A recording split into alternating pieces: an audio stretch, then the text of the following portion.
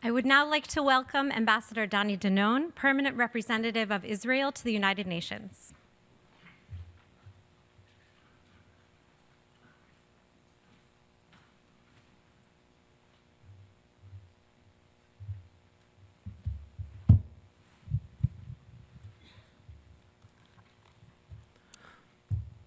Good morning, ladies and gentlemen. Welcome to the United Nations. I'm glad so many of you could be here with us this morning. I want to thank my fellow ambassadors and their teams for all the hard work to organize this high-level forum.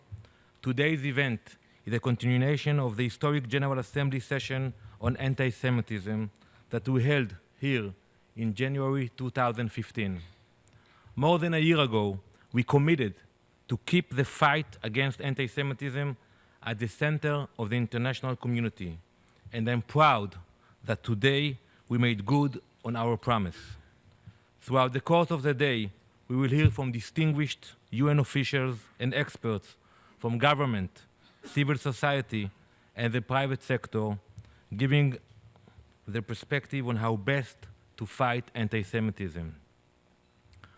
I'm sure that we all wish that there would be no need for us to be here today.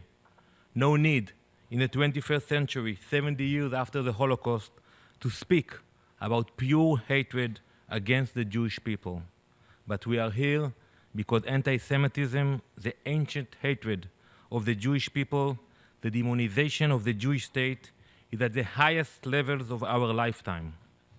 Over 1/3 of European Jews are afraid to wear a yarmulke or a Magen David, the Star of David, in public. More than half of French Jews have considered emigrating because they don't feel safe living as Jews in France. Today, we see and hear things about Jews and the Jewish people that we all thought belonged to the pages of history.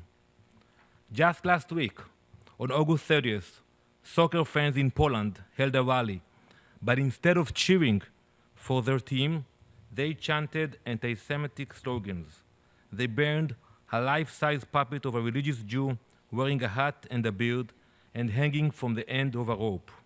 If that wasn't enough, if anyone was still unsure about what they really wanted, they held up a banner which said, "Let the Jews burn."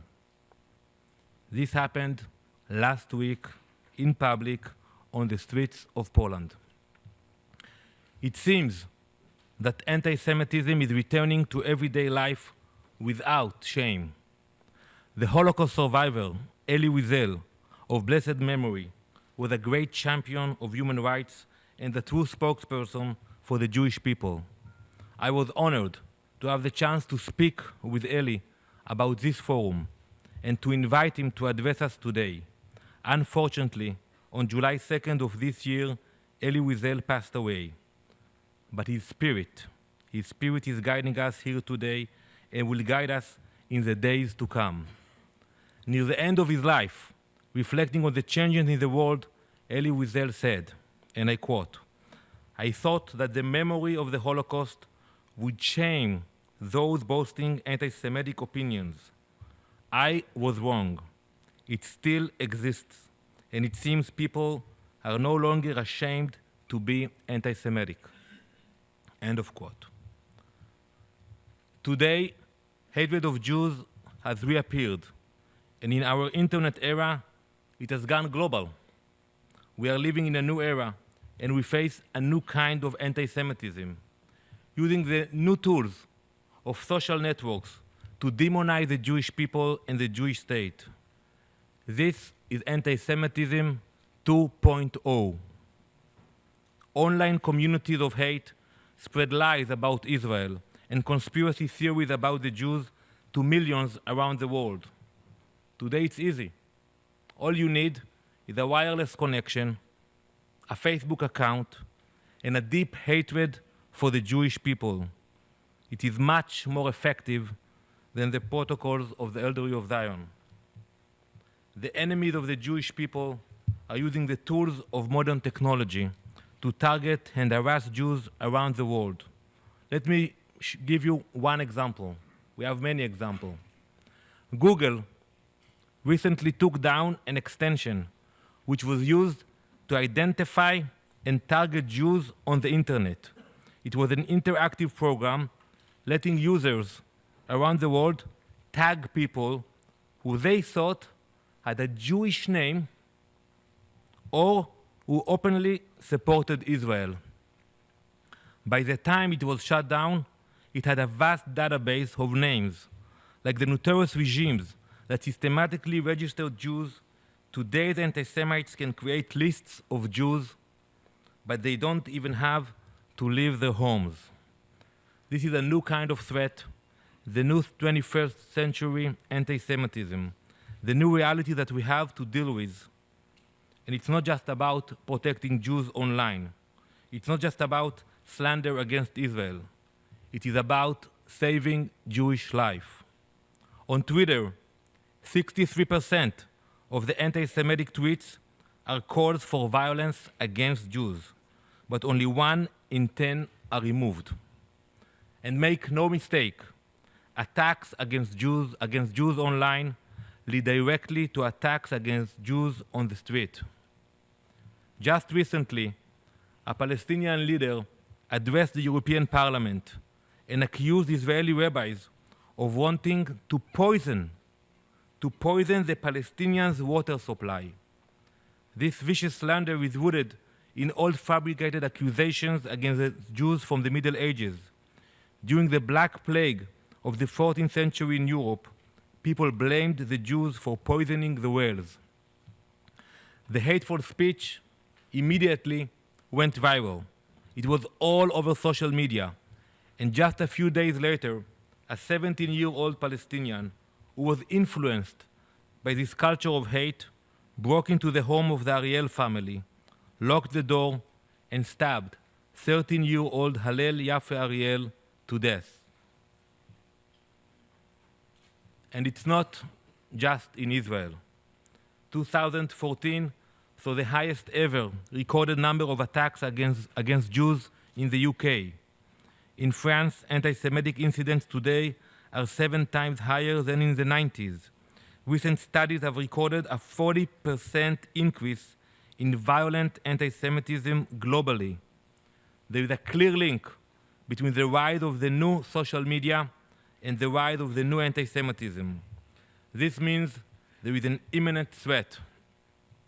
People filled with hate blame the Jews for everything.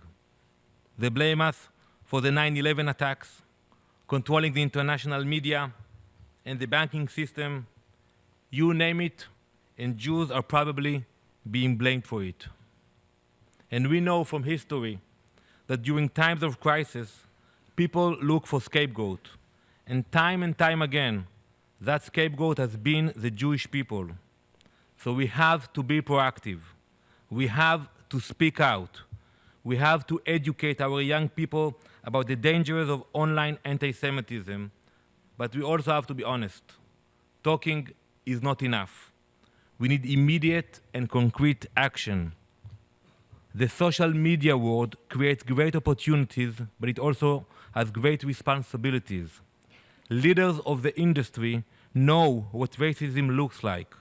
They know what hate speech is when they see it. When Jews are constantly harassed online, they know where it can lead to, where the flames of anti-Semitism can take us.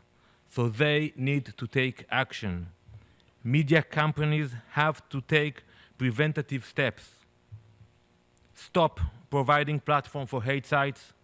Stop easy access through content searches, and start developing mechanisms to detect and report on racist and anti-Semitic search results. The role of social networks is to create connections, bridges across cultures, to bring the world closer together through a discussion of ideas and beliefs. But, as Lord Jonathan Sacks, the former chief rabbi of the United Kingdom, has said, anti-Semitism is not a belief, but a virus. So we must take action now. A virus cannot be reasoned with or argued with. It must be eradicated. There is another place where some are not ashamed to spread lies and slander about Israel and the Jewish people.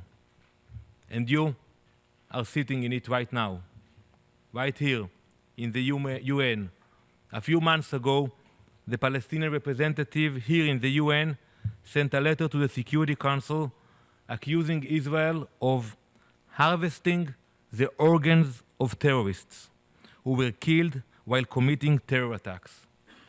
A 21st century blood libel printed on an official Palestinian Authority document.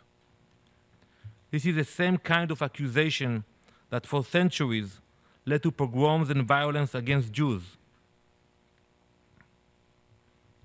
The ambassador from Venezuela blamed Israel for planning to commit a final solution against the Palestinians. And he said it on the floor of the Security Council. This time, the moral majority here at the UN came together to demand that he apologize. And he did. He apologized to our country and to our people. This is an example of how forums like this one here at the UN can work, when countries don't sit idly by, when they are not afraid, and when they come together to fight injustice. Ladies and gentlemen, this new anti-Semitism brings back difficult memories for the Jewish people. It reminds us of another dark part of our history when hatred of Jews resulted in the death of millions of our brothers and sisters. But there is a critical difference. Today, we are not alone. Brave world leaders have spoken out against anti-Semitism. Governments have pledged to stand with the Jewish people and to protect Jewish communities in their own countries. Today, we have the independent and sovereign state of Israel. The Jewish people have a homeland. For the first time in 2,000 years, we can protect ourselves, and we will always stand guard over the Jewish state and the Jewish people, no matter where they live. We know from history that what starts with the Jews doesn't end with the Jews, and that hatred against one people is an affront to the rights and dignity of all people. So here, in the Parliament of Nations, let's take a stand for human rights and human dignity by taking a stand against anti-Semitism. Thank you.